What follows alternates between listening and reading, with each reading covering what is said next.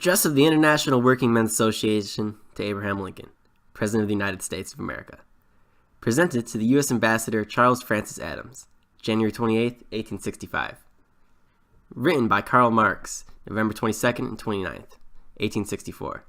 First published, the Beehive newspaper, number 169, November 7th, 1865. Transcription/markup, Zodiac/Brian Baggins.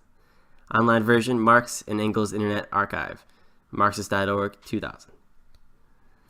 Sir, we congratulate the American people upon your re-election by a large majority. Your resistance to the slave power was the reserved watchword of your first election. The triumphant war cry of your re-election is death to slavery. From the commencement of the Titanic American strife, the working men of Europe felt instinctively that the star-shaped spangled banner carried the destiny of their class. The contest for the territories which opened the dire epoch was not to decide whether the virgin soil of immense tracts could be wedded to the labor of the emigrant or prostituted by the tramp of the slave driver. When an oligarchy of 300,000 slaveholders dared to inscribe for the first time in the annals of the world slavery on the banner of armed revolt, when the very spots where hardly a century ago the idea of one great democratic republic had first sprung up, whence the first Declaration of the Rights of Man was issued, and the first impulse given to the European Revolution of the 18th century, when on those very spots counter-revolution, with systematic thoroughness, gloried in rescinding the ideas entertained at the time of the formation of the old Constitution, and maintained slavery to be a beneficent institution.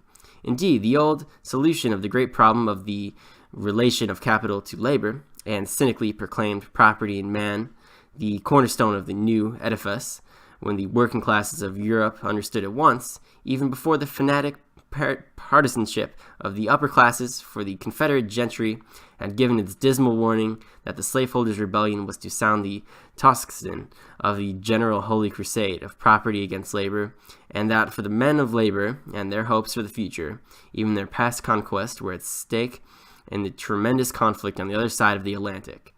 Everywhere they bore, therefore, patiently the hardships imposed upon them by the cotton crisis, opposed enthusiastically the pro-slavery intervention of their borders, and from most parts of Europe, contributed their quota of blood to the good cause, while the working men, true political powers of the North, allowed slavery to defile their own republic, while before the Negro mastered and sold without his concurrence, they boasted it the highest prerogative of the white-skinned laborer to sell himself and choose his own master. They were unable to attain the true freedom of labor, or to support their European brethren in their struggle for emancipation, but this barrier to progress has been swept off by the Red Sea of civil war.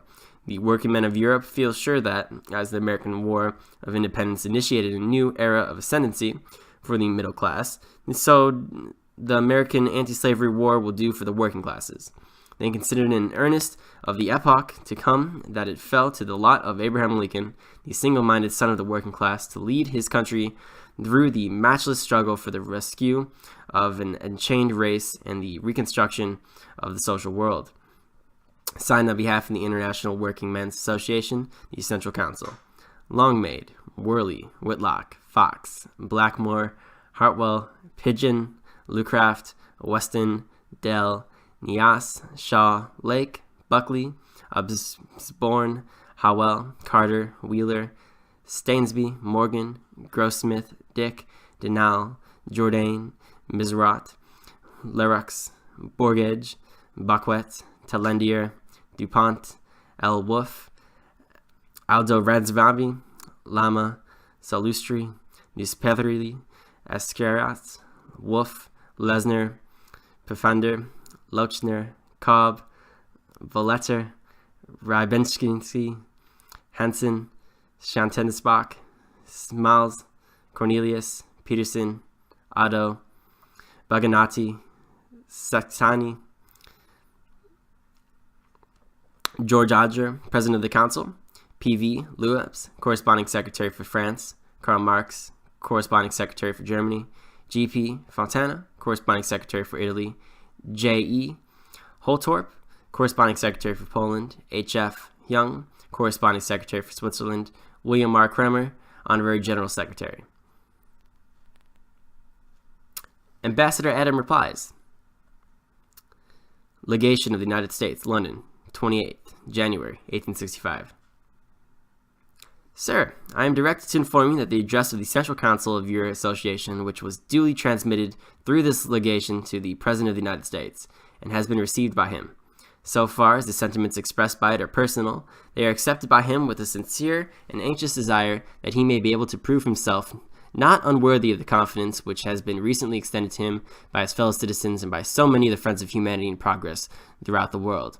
The government of the United States has a clear conscientiousness that it is policy neither nor could be reactionary, but at the same time it adheres to the course which it adopted at the beginning of abstaining everywhere from propagandism and unlawful intervention.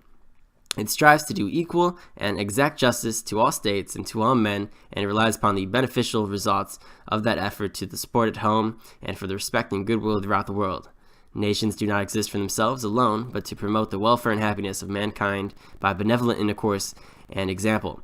It is in this relation that the United States regard their cause to the present conflict with slavery maintaining insurgents as the cause of human nature, and they derive new encouragements to preserve from the testimony of the working men of Europe that the national attitude is favored with their enlightened approval and earnest sympathies.